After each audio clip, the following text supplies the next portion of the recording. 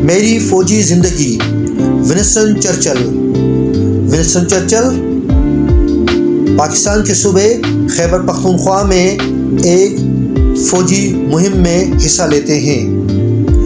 میں انگلستان میں تعطیلات گزار رہا تھا کہ میں نے اخبارات میں پڑھا کہ ہندوستانی سرحدوں پر پٹھان قبائل نے انگریز حکومت کے خلاف بغاوت کر دی ہے۔ میں فوراً چھٹیوں کو مختصر کر کے بحری جہاز انڈین میل سے ہندوستان روانہ ہو گیا۔ سخت گرمی کے دن تھے۔ بحرۂ کلزم میں تو گرمی سے دم گھٹنے لگا، ہاتھ کے پنکھوں سے راحت نہیں ملتی تھی۔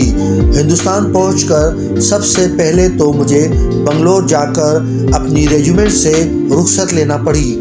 اسی دوران ایک روزنامچے کی طرف سے مجھے جنگی نامہ نگار کے طور پر مضامین لکھنے پر مامور کر دیا گیا۔ ریجیمنٹ سے رخصت ہونے کے بعد میں نے اپنے ڈریسنگ بوائے کو ساتھ لیا اور محاذ جنگ پر جانے کے لیے بنگلور سے نوشہرے تک کا ریلوے ٹکٹ حاصل کیا۔ ٹکٹ حاصل کرنے کے بعد اپنے تجسس کو رفع کرنے کے لیے میں نے ہندوستانی بکنگ کلرک سے دریافت کیا کہ نوشہرہ وہاں سے کتنے فاصلے پر ہوگا۔ اس نے ایک ریلوے ٹائم ٹیبل دیکھا اور لاپرواہی سے جواب دیا 2028 میل۔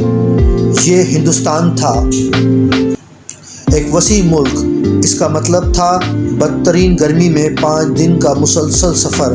میں تنہا تھا اور بہت سی کتابوں کے ساتھ۔ یہ سفر آرام سے کٹ گیا۔ ان دنوں ریلوے کے ڈبے اچھی طرح ڈھکے چھپے ہوتے، خس کی ٹٹیاں بھی ہوتی، لہذا گرمی سے بچاؤ کا کچھ بندوبست ہو جاتا تھا۔ 5 دن تک میں ایک تاریک کوٹھڑی میں بند رہا جس کے اندر سورج کی ایک کرن بھی داخل نہ ہو سکتی تھی۔ مطالعے کے لیے لیمپ جلانا پڑتا۔ اپنے سفر کے 6 روز میں نوشہرے کے پلیٹ فارم پر کھڑا تھا جہاں سے مالاکنڈ فیلڈ فورس کی آمد و رفت ہوتی تھی۔ جس وقت میں تانگے میں بیٹھ کر اپنی منزل کی طرف روانہ ہوا، شدید گرمی پڑ رہی تھی۔ سڑک جو پہاڑیوں میں سے سانپ کی طرح بل کھاتی جا رہی تھی، 3 سال قبل اسی محاذ پر انگریزی افواج کے سپہ سالار سر بنڈن برلڈ نے تعمیر کی تھی۔ جب میں اسٹاف آفس پہنچا، میرے کپڑے گرد و غبار سے اٹے ہوئے تھے۔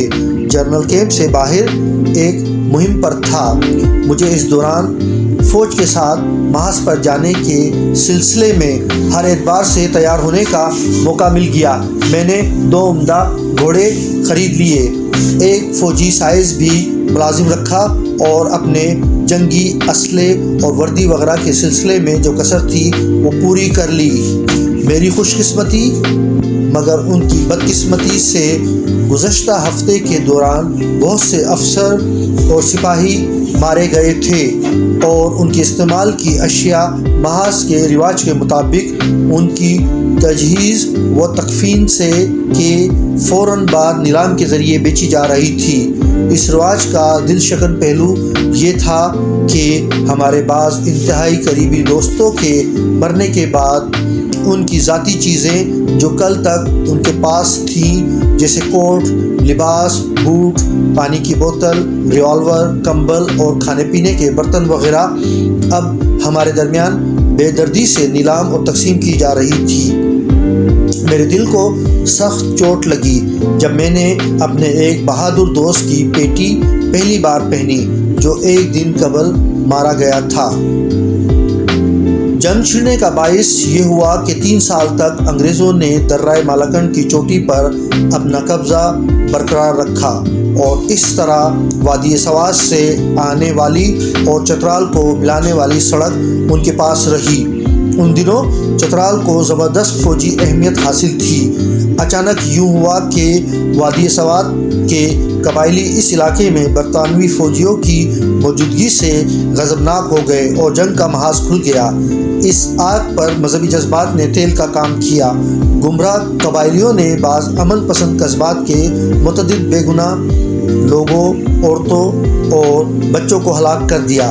چنانچہ یہ حملہ اچانک شروع ہوا تھا، اس لیے درہ مالاکنڈ کے دفاع میں قدرتی طور پر حکومت برطانیہ کو ایک شدید بحران کا سامنا کرنا پڑا، لیکن بہرحال یہ حملہ پسپا کر دیا گیا اور گائیڈر کیولری اور 11ویں بنگال لانسر ان شرپسندوں کو پیچھے دھکیلتے ہوئے وادی سوات کے ایک سرے سے دوسرے سرے تک لے گئی۔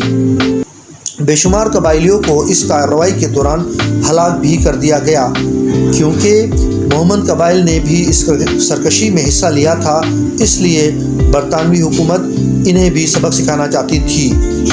ہندوستانی فرنٹیئر کے علاقے میں فوجی مہم جوئی بذات خود ایک اہم تجربہ ہے۔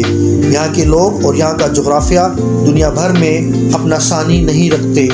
ہر طرف پہاڑی وادیوں کی دیواریں ڈھلوان میں 5 یا 6 ہزار فٹ تک بلند ہوتی جاتی ہیں۔ فوجیوں کو بڑے بڑے دروں میں سے گزرنا پڑتا ہے، جہاں یخ ہوائیں، ٹھنڈی ندیاں فراز کوہ سے بل کھاتی ہوئی گزرتی ہیں۔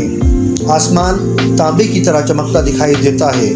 ان خوفناک اور وحشیانہ مناظر کے حامل ماحول میں ایسی ہی خوفناک اور جنگجو نسل آباد ہے۔ فصل کی کٹائی کے موسم کے علاوہ جب بقائے ذات کا احساس ان کے درمیان عارضی صلہ نافذ کر دیتا ہے، یہ پٹھان قبائل سال بھر آپس میں کسی نہ کسی بہانے برسرے پیکار رہتے ہیں۔ ان میں سے ہر شخص جنگجو، سیاستدان اور مذہبی عالم ہوتا ہے۔ یہاں کا ہر بڑا مکان ایک قلعہ ہوتا ہے، اگرچہ اس کی تعمیر میں سورج کی حدت سے پکی ہوئی مٹی استعمال ہوتی ہے، لیکن ان قلعہ بندیوں، برجیوں، مورچوں اور کمی گاہوں کی بنا پر ہر لحاظ سے ایک مکمل قلعہ ہوتا ہے۔ اسی طرح پٹھان علاقے کا ہر گاؤں اپنی انفرادی دفاع رکھتا ہے۔ ہر خاندان اپنے انتقام کا کوئی نہ کوئی ہدف رکھتا ہے۔ ہر برادری کوئی نہ کوئی جھگڑا رکھتی ہے۔ پٹھانوں کی زندگی دلچسپی سے معمور ہوتی ہے، اور ان کے رہنے سہنے کی وادیوں میں جہاں سورج کی دھوپ اور ندیوں کا بافراد پانی مل کر کیمیا پیدا کرتے ہیں، معمولی محنت اور جدوجہد سے اس قدر خوراک پیدا ہو جاتی ہے جو ایک محدود آبادی کی ضروریات کو پورا کرتی ہے۔